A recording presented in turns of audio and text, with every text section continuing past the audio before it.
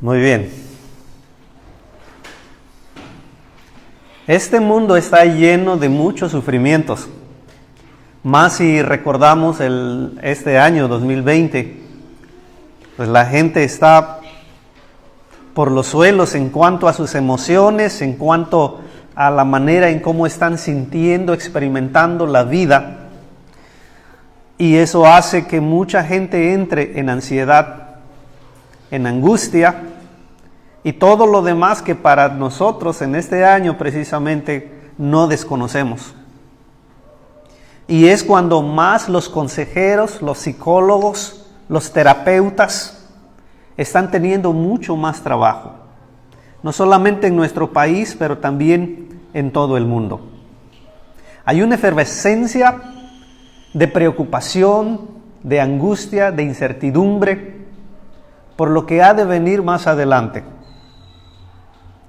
Sin embargo, Dios tiene su plan de llevar a cabo la salvación de todo el mundo, usando el Evangelio de Jesús, el Mesías, su Hijo. Y Él lo va a hacer hasta completar al último escogido que Él tiene en mente y en corazón. La gran pregunta es, en lo que el tiempo avanza y en lo que Dios sigue llevando a cabo su plan de salvación, de reconciliar absolutamente todo para el bien de su pueblo y para la gloria de su nombre, es qué necesita hacer la iglesia y qué necesita seguir aprendiendo la iglesia en cuanto a este tema de la perseverancia de su fe en el Señor Jesucristo, aún en medio de este contexto fatal, difícil, crudo, cruel de los sufrimientos, ya sea hace 2000 años en la ciudad de Colosas o ya sea en el 2021 en pleno México. Hoy estaremos viendo la tercera advertencia que el apóstol trae para la iglesia allá en Colosas.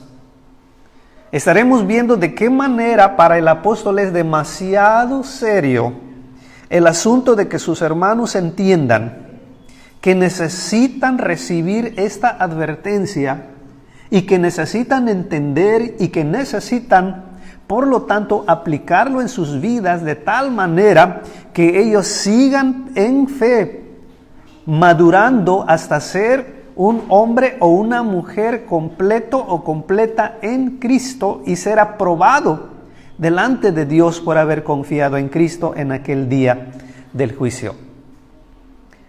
Esa es la explicación por qué el apóstol está dando estas tres advertencias en su carta.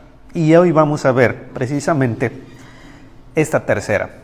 ¿Qué les parece si vuelven a abrir sus Biblias y ven con cuidado, por favor, el verso 18? Dice el apóstol: nadie les prive de vuestro premio, afectando humildad y culto a los ángeles, entremetiéndose en lo que no ha visto, vanamente hinchado por su propia mente carnal. Recuerden, hermanos, la tercera advertencia. Y la pregunta que debe resonar desde este momento para cada uno de nosotros es: ¿será que estamos descalificados? Esta es la pregunta. La segunda advertencia, si ustedes recuerdan, tenía que ver qué era más importante, si la sustancia o las sombras. Si el respetar y obedecer, comer y beber aquello que va a hacernos más espiritual o no. Y gracias a Dios que el apóstol Pablo nos explicó que lo más importante es la sustancia, no la sombra. Todos los requisitos dietéticos del Antiguo Testamento el apóstol Pablo cataloga como sombra de lo que había de venir. Y gracias a Dios, y yo espero que así lo hayamos entendido. Ahora, con esta tercera advertencia, el apóstol Pablo nos está diciendo que seremos retados a que si estamos calificados o descalificados en cuanto a la vida espiritual que estamos llevando. Esto es muy importante. Y cada advertencia, si ustedes se fijan, tiene que ver con la opinión de otras personas. Vean por favor el verso 18. Empieza con la palabra nadie, tercera persona plural. Repito, el apóstol Pablo nos está enseñando que nuevamente tiene que ver con la opinión de otras personas. Y el apóstol Pablo nos está diciendo por tercera vez, tengan en cuenta, deben tener cuidado con la opinión de terceras personas. El apóstol Pablo no está diciendo, oigan, nunca le hagas caso a la opinión de tercera persona, que te valga, no en este sentido, sino él está exponiendo un asunto que podría ser muy serio a nuestros oídos y en nuestras mentes, de tal manera que debemos tener cuidado con esa opinión. Y esta es, miren lo que dice, nadie les prive de su premio. Ahora, hermanos, Reina Valera lo pone así, pero por favor permítanme explicarle qué significa cuando el texto dice nadie les prive de su libertad. Vamos a ver, estos dos versículos están seccionados en tres partes. Número 1, vamos a ver de qué se trata esta advertencia, una descalificación. Número 2, vamos a ver que también hay un tipo de espiritualidad. Y número 3, vamos a ver cuál es el problema con este tipo de espiritualidad. Entonces vamos a empezar con el primero. Hay una descalificación que el apóstol Pablo está trayendo a los hermanos de parte de terceras personas. ¿Cuál descalificación? Precisamente Reina Valera pone ahí, dice nadie les prive. La palabra privar en el griego significa descalificar. Significa que nadie te diga que no eres apto, que nadie te diga que no eres adecuado, que nadie te diga que no pasas la prueba. Esto es lo que significa, si ustedes quieren apuntarlo ahí en sus Biblias o en una hoja, esto es lo que significa la palabra que nadie les prive, o sea, que nadie les descalifique de su realidad. La segunda palabra que necesito explicarte dice de nuestro premio, significa de su realidad. Valera lo tradujo como premio porque está pensando que para los cristianos, que para la iglesia de Jesús hay un premio que seguir, hay un premio que alcanzar. Pero más que premio, hermanos, la palabra griega con el cual se escribió el Nuevo Testamento da el sentido de una realidad que ya poseemos. Y estoy muy de acuerdo. No solamente es un premio que por la gracia del Señor vamos a alcanzar en su plenitud, en la segunda venida de Jesús. No. Pero es algo, como lo vimos el domingo pasado, es una realidad que ya poseemos, ¿cierto? Vendrá la plenitud de todo en la segunda venida de Jesús. Sin embargo, ya poseemos esta realidad. ¿Cuál realidad sería la pregunta? Y espero que no lo olvides, porque por 3 domingos has estado escuchando lo mismo, el eco que el apóstol Pablo dejó en esta carta. ¿Y cuál es? La realidad de ser y de tener en Cristo algo. La realidad de estar en Cristo. La realidad de lo que tenemos en Cristo. Esa es la realidad. Yo espero que el Espíritu pueda controlar tu mente y pueda hablarte en esta mañana, porque es tesoro puro lo que encontramos en el texto. Ahora escuchen por favor de qué manera sonaría que nadie les descalifique de la realidad que ustedes tienen. Punto. Pablo está advirtiendo a sus hermanos colosenses. Oigan, así como nadie les pase un juicio sobre ustedes y quiera engañarlos y llevarlos cautivos con argumentos persuasivos que no es de Cristo, y así como nadie debe juzgarles porque no comen ciertas dietas ceremoniales o rituales, de la misma manera, ahora con su espiritualidad y con la realidad que ustedes han recibido en Cristo, de la misma manera que nadie se atreva a descalificarlos. Ahora, vamos a ver un poquito más allá. Nuestro segundo y tercer punto lo explicará con más detalles, pero déjenme adelantarme un poco qué es lo que el apóstol quiere decir cuando él dice que nadie les descalifique. Bueno, tú y yo en esta mañana podremos decir, sí, hermano, pero ¿cómo? ¿De qué manera? Bueno, hay muchas maneras. Primero, cuando somos comparados. El pecado de la comparación. Cuando somos comparados, no solamente individualmente, pero también colectivamente como iglesia. Habrá personas que vendrán a nuestras vidas y nos pondrán la comparación de otras personas o de otras iglesias. Piensen en esto, hermanos. Seremos comparados de tal manera que nos harán pensar que si en realidad estamos en lo correcto, que si en realidad estamos haciendo bien, que si en realidad así es como debemos adorar a Dios. Lo vamos a ver un poquito más después. Por ejemplo, leía en algunos artículos, hermanos, de algunos pastores, y dice, gracias a Dios, Él ha cambiado mi mente ahorita. Pero por un buen tiempo estuve estancado, dice este pastor en este artículo, por un buen tiempo estuve estancado. Que si en realidad yo estaba haciendo la voluntad de Dios, porque mi iglesia es tan pequeña, mi iglesia casi no crece, mi iglesia está muy limitada en muchas cosas. Pero cuando yo iba a convenciones y cuando yo iba a reuniones de pastores y de otros siervos, yo veía que la iglesia de ellos era completamente próspera, exitosa, llena de ministerios, llena de trabajos. Y yo volteaba a ver mi congregación y yo veía que éramos completamente limitados. Y eso trajo una lucha que se convirtió en duda en mi mente y en mi corazón, que si yo estaba haciendo la voluntad de Dios en ese momento. Pero Dios trajo su palabra a mi vida, dice este pastor. Dios trajo su palabra a mi vida y encontré el pecado de la comparación. Y que Dios nos proteja del pecado de la comparación.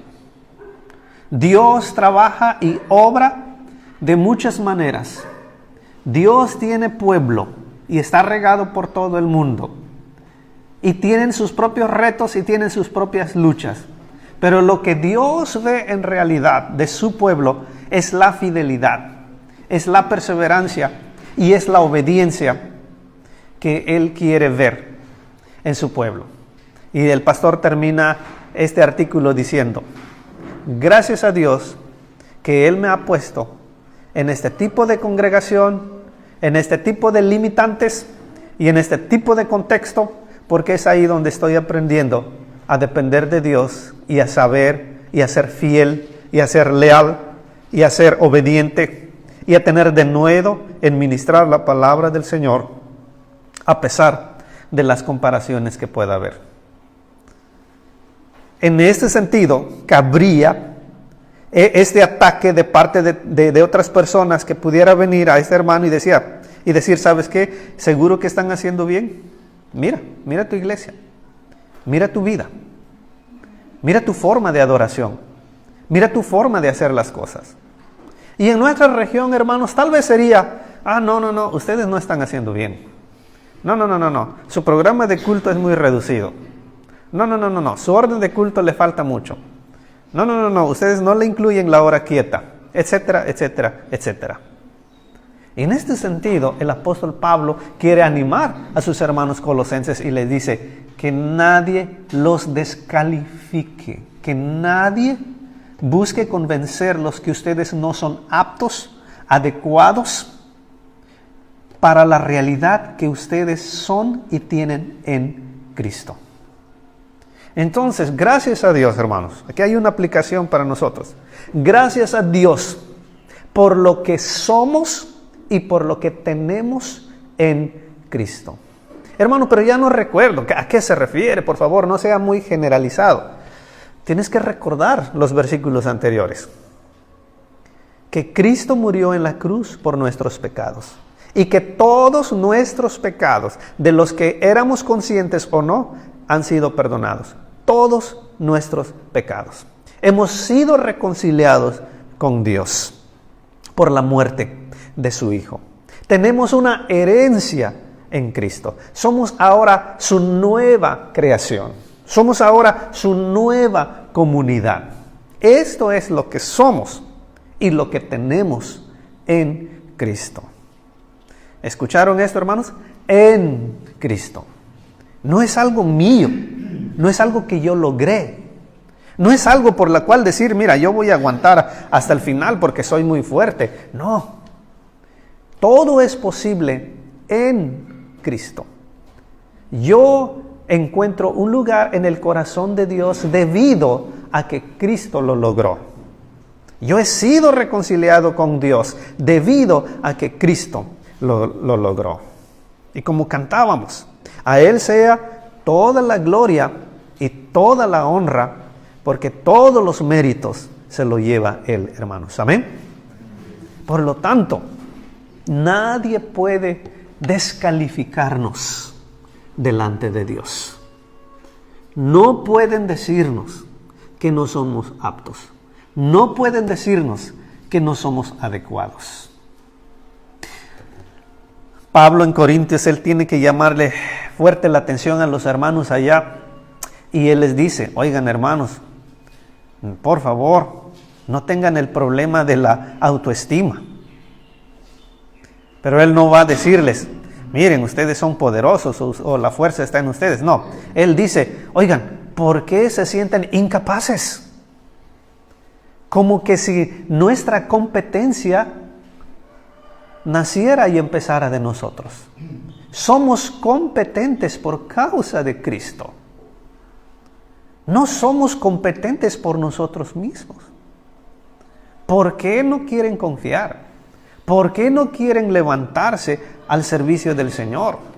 ¿Por qué se sienten incapaces? Lo cual, aunque es un buen síntoma de sentirnos incapaces, pero hay que recordar, el punto y el énfasis es que nuestra capacidad de poder servir al Señor no viene de nosotros por naturaleza, sino que nuestra competencia viene de Cristo. Por eso digo, hermanos, y como dice Pablo en Colosenses, todo lo que somos es en Cristo y todo lo que tenemos es en Cristo. Aparte de Cristo no tenemos absolutamente nada. Y Jesús dijo a sus discípulos, sin mí nada podrán hacer ni lograr. Bendito Cristo, amados hermanos. Bendito Cristo. Sin Cristo, dice el himno antiguo, sin Cristo no hay esperanza. Sin Cristo no hay salvación. Sin Cristo iremos por la vida como un barco sin timón. Sin Cristo nuestras circunstancias nos harán pedazos. Sin Cristo seremos abatidos hasta el final. Sin Cristo el 2021 nos hará trizas al grado de poder y querer apostatar de nuestra fe.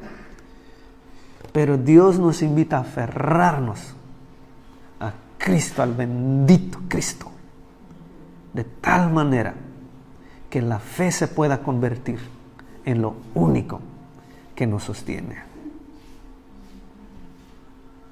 Pero es necesario eso, seguir confiando en Cristo. Amén. Punto número 2.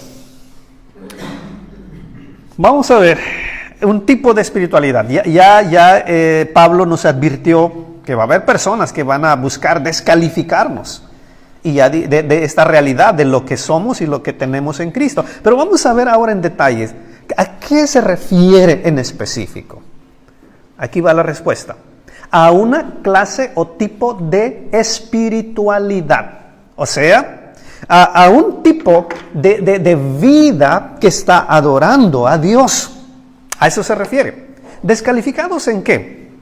En nuestra vida espiritual y de la manera en cómo se supone que se debe adorar y servir a Dios. Espero esté claro esto. Y Pablo va a colocar algunas cosas en específico. Por ejemplo, la palabra humildad. ¿Lo ven ahí? La primera cosa, y como decimos los mexicanos, dizque es la humildad. Algunas versiones, hermanos, le ponen como vana humildad. En otras palabras, hay personas que nos descalificarán o buscarán hacerlo porque no tenemos la suficiente humildad en nuestras vidas para servir y adorar a Dios. Este es un tipo de espiritualidad. Ahora, ¿qué significa esto, hermanos? Está seguramente Pablo hablando un poco del ascetismo. Ahora, ¿qué era el ascetismo? El ascetismo era una creencia, un tipo de religión, una secta que consistía en un grupo de personas que se dedicaban a buscar la humildad como fuera posible, a enseñar y a reflejar la humildad en sus vidas. Los ascetas muchas veces eran personas que tenían que dejar la ciudad, que tenían que dejar el pueblo o la masa de gente e irse lejos y esconderse, a servir a Dios en humildad. Era gente, hermanos, que cuando ellos se daban cuenta que no estaban portándose bien, ya sea en los pensamientos o en las acciones, ellos se iban y se escondían y agarraban un látigo y empezaban a flagelarse.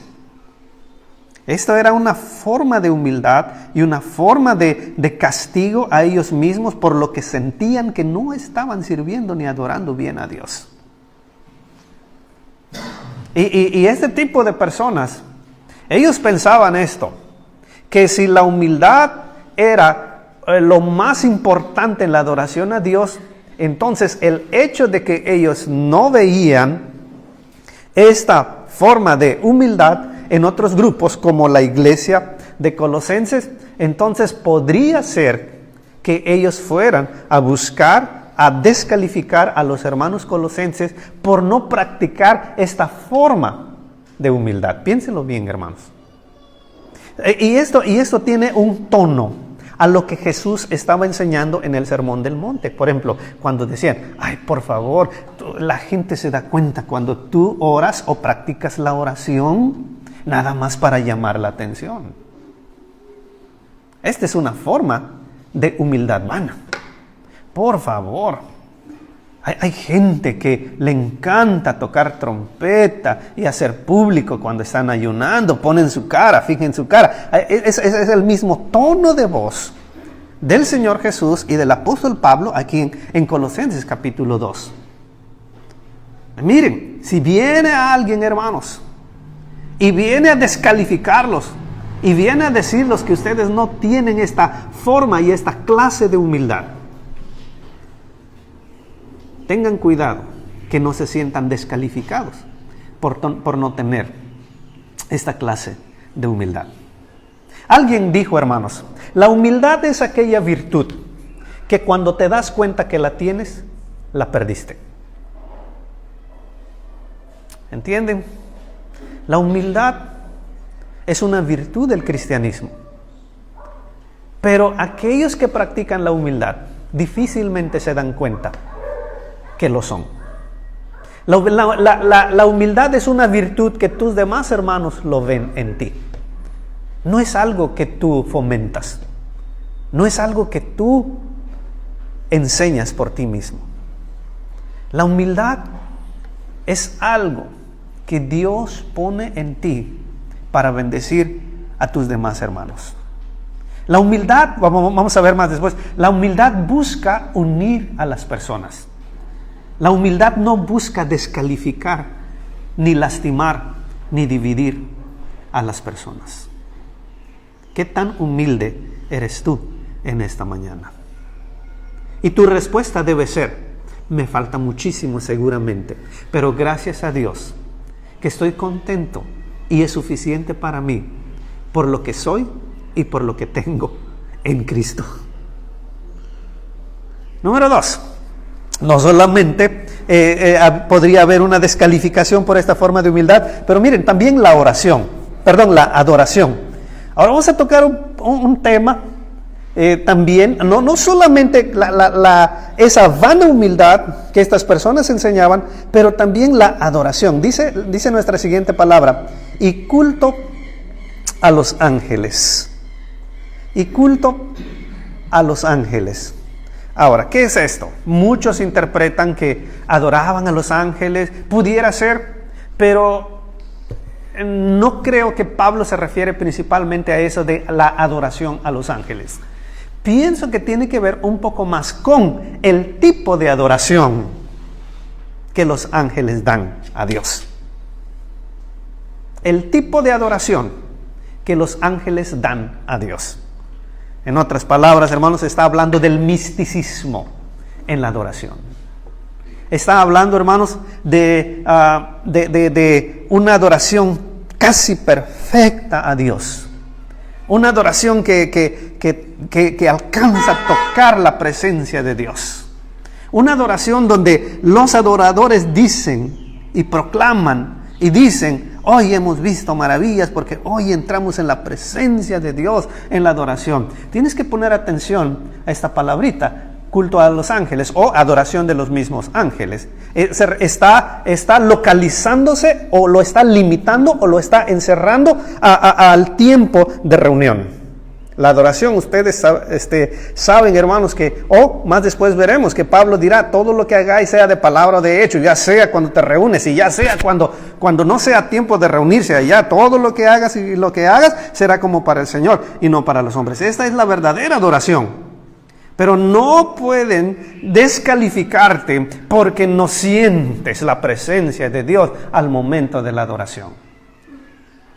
Va a venir gente y va a buscar descalificarte, que no sientes la presencia de Dios,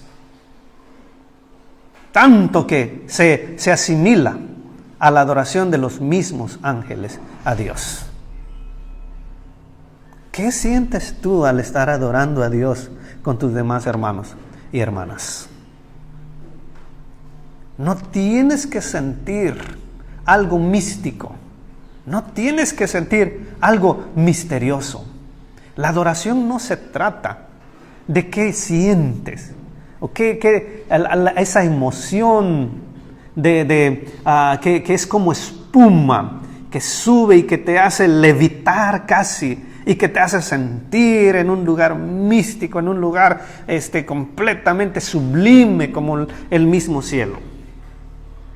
La verdadera adoración es que todo lo que hagamos, sea de palabra o de hecho, sea dedicándolo al Señor y no a los hombres.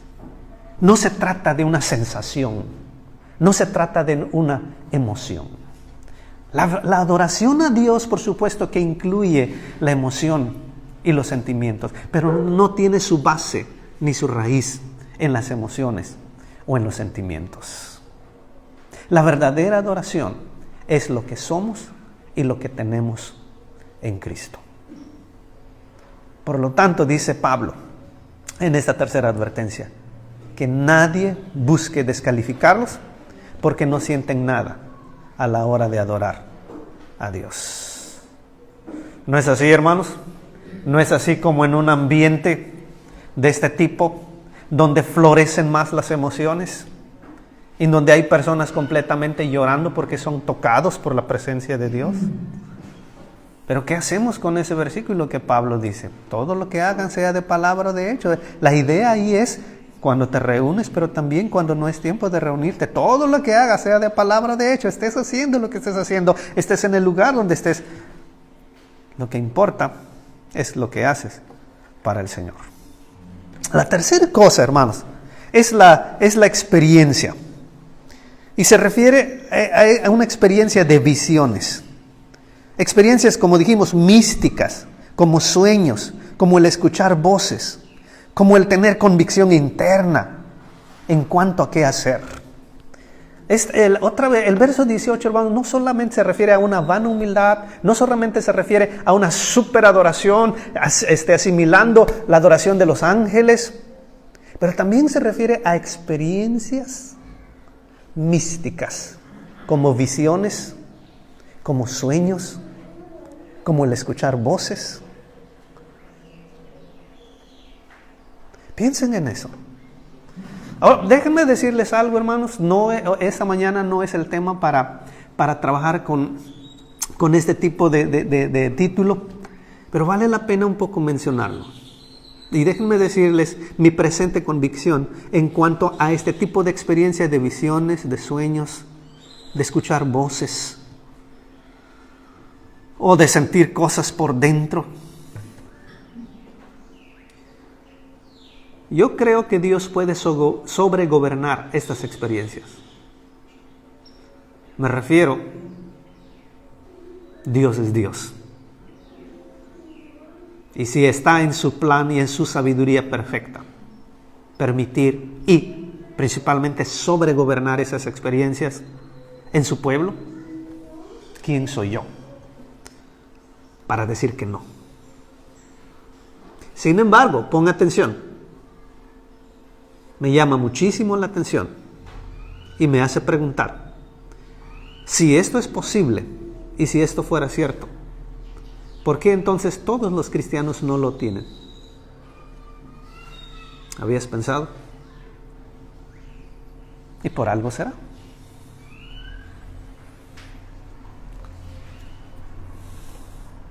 A mí me encantaría tener visiones en cuanto a mi Señor. A mí me encantaría que mi Dios me hablara por sueños. A mí me encantaría que Dios me hablara de forma audible a mis oídos. Pero ¿por qué no lo hace? ¿Por qué los sueños son tan impresionantes que cuando lo hemos tenido gran parte del día está en nuestra cabeza? ¿Sí o no, hermanos? A veces un sueño es tan impresionante, más si vienen las benditas coincidencias y nos tienen impresionados todo el día. Pero déjame decirte esto. Dios ha diseñado su palabra para que tú y yo dependamos y nos aferremos a su palabra. Es mucho más fácil creer en un sueño que creer en la palabra de Dios.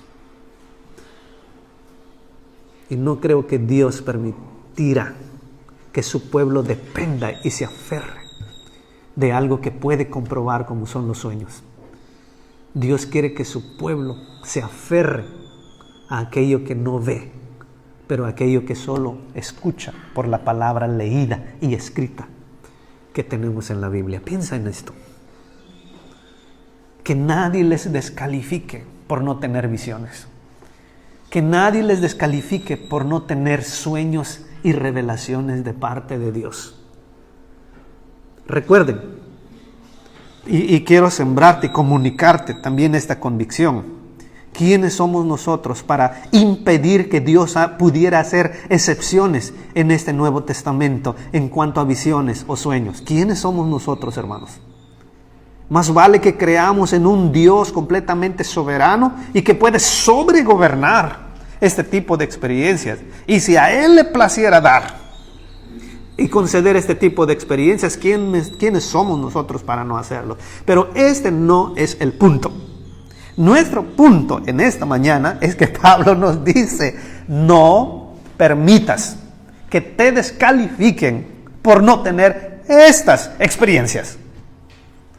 Porque hay algo mucho más importante, que es la fe en el Señor Jesucristo y la fe en su palabra escrita que sus apóstoles nos ha dejado. Amén, hermanos. Aquí tienes una respuesta para la próxima vez que sueñes horrible y que te tenga impresionado gran parte del día. Pregúntate, ¿es Dios que quiere que yo deposite toda mi fe y dependencia en este sueño? ¿O en su palabra? Y obviamente la respuesta siempre será en su palabra. Por lo tanto, que nadie les descalifique, hermanos. Cuarto problema de esta descalificación.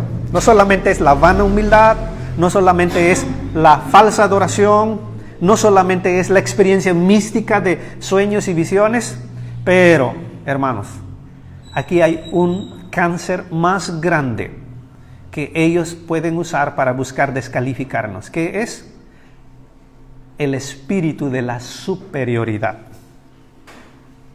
El espíritu de la superioridad. Y tiene que ver un poquito con lo que vimos con esta falsa humildad. Miren por favor lo que sigue diciendo el verso 18. Entremetiéndose en lo que no ha visto, vanamente hinchado por su propia mente carnal. Miren esto, hermanos, gracias a Dios que podemos estudiar la palabra de Dios y que puede traer respuestas a nuestra cabeza en cuanto a todo este tema. Muchas veces no nos damos cuenta que las respuestas están ahí en la palabra de Dios y que es cuestión de estudiarlas, descubrirlas, entenderlas y vivirlas.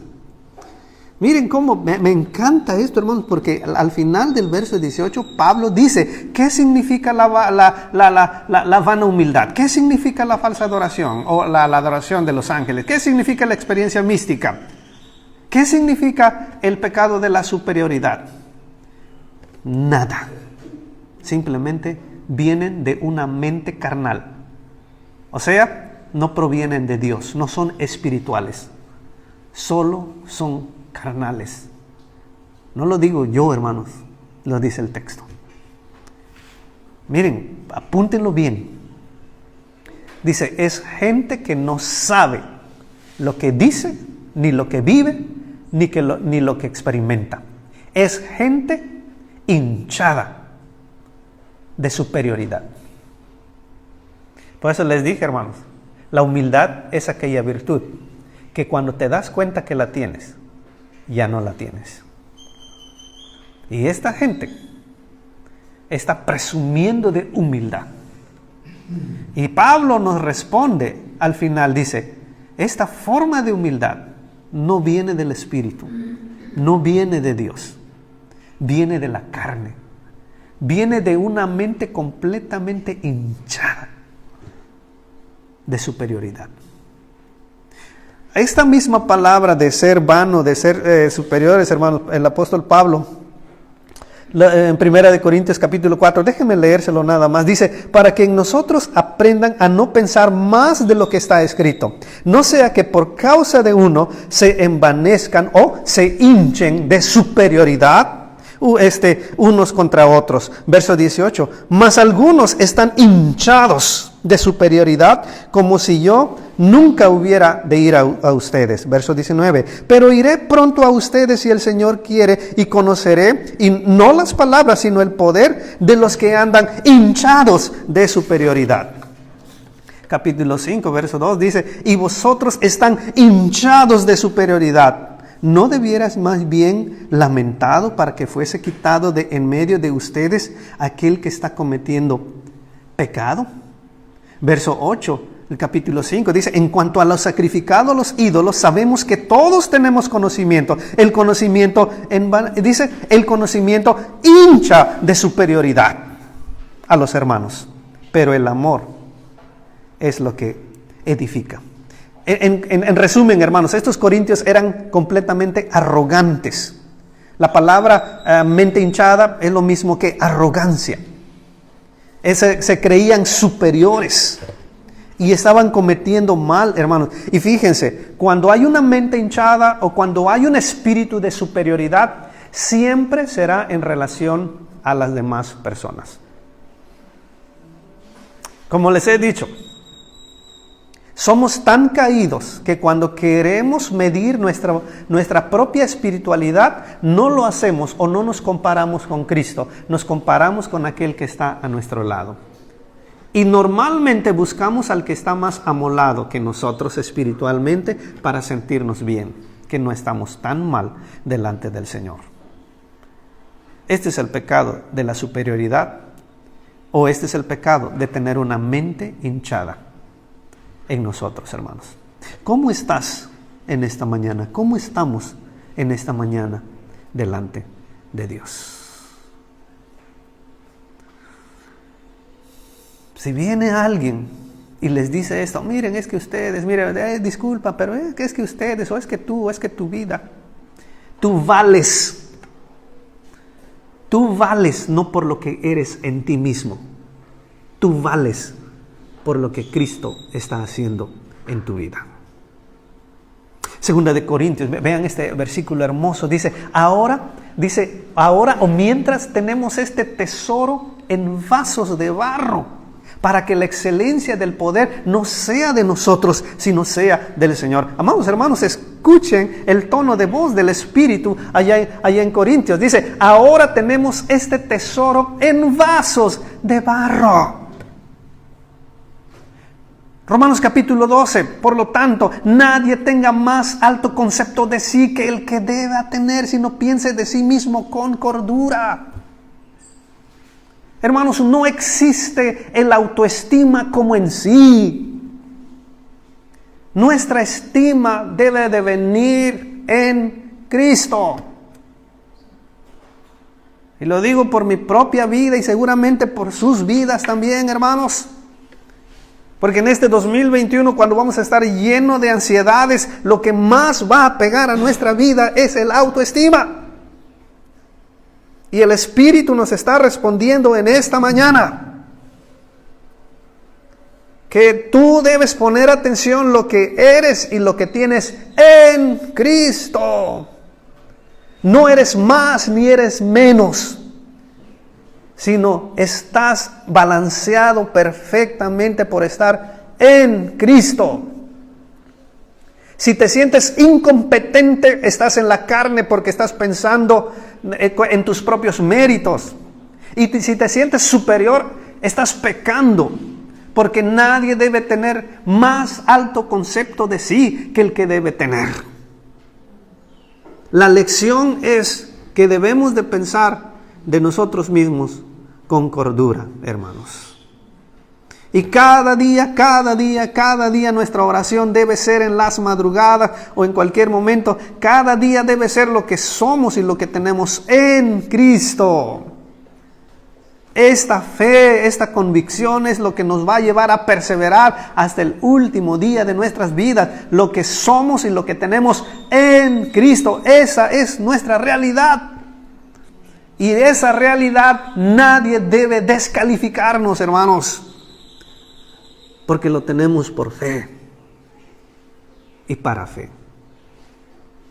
Amén. Hay muchos terapeutas que empiezan sus sesiones diciendo, mi opinión o mi ayuda a ti será referencial.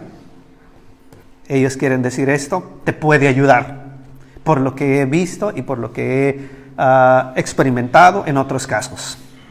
Es lo que tratan de decir. Y hay unos muy sinceros que dicen, pero no tengo la verdad absoluta. En este 2021, cuando la gente está completamente estresada y angustiada y llena de ansiedad, recurren a los terapeutas. Y puede ser que los terapeutas digan, no tengo la verdad absoluta. Usa tu propio criterio. Pero tenemos un terapeuta en esta mañana que nos dice, tú tienes la verdad absoluta. Se llama Cristo. Y es lo único que te sostendrá cuando nada te está sosteniendo. Amén, hermanos. Más vale que lo hagamos y nos lo apropiemos individualmente, pero también colectivamente. Rápidamente, verso 19. ¿Cuál es el problema, hermanos, de esta espiritualidad que ya dijimos, de la falsa humildad, de la adoración de ángeles, de experiencias místicas, de la superioridad sin humildad verdadera. ¿Cuál es el problema? Verso 19 nos lo contesta. Es que no está conectado a la cabeza, que es Cristo. No solamente no es del Espíritu, pero también no está conectado a la cabeza, que es Cristo. En virtud de quien todo el cuerpo, nutriéndose y uniéndose por las coyunturas y ligamentos, crece con el crecimiento de Dios. Hermanos, nuestra vida espiritual y nuestra perseverancia en Cristo, como es la cabeza, va a afectar a nuestros hermanos y hermanas. Porque dice que nos vamos a nutrir de la misma palabra, de la misma cabeza de Cristo, pero asimismo esto va a fomentar el verdadero crecimiento en nosotros. No este tipo de espiritualidad que estas terceras personas tienen y buscarán descalificarnos. Dice Pablo, no eso. Y están mal porque no están conectados a la cabeza que es Cristo. Tu deber y mi deber es conectarnos a la cabeza que es Cristo. Ora al Señor de madrugadas. Busca al Señor día y noche. Dile, Padre, hazme más sensible a lo que soy y lo que tengo en Cristo. Sin Cristo no tengo nada, sin Cristo no hay salvación, sin Cristo voy por la vida como un barco sin timón. Padre, ayúdame a valorar, a vivir, a experimentar lo que soy y lo que tengo en Cristo. Mira las tormentas, mira los poderes de mis circunstancias, cómo golpean mi vida. Estoy acabado, me pueden consumir. Y como dijo Jonás dentro del pez, todas tus olas pasaron sobre mí y estoy completamente inmerso de mis circunstancias externas. Sin embargo, Padre, ayúdame a darme cuenta que justo en medio de la tormenta hay alguien que me está diciendo, ven. Padre, ayúdame a caminar sobrenaturalmente sobre el agua y en medio de mis tormentas. Dame esa fe que me ayude a llegar hacia aquel que me está diciendo, ven. Que nadie los descalifique de esta realidad. Amén. Dios les bendiga. Hermano Moy, vamos a orar.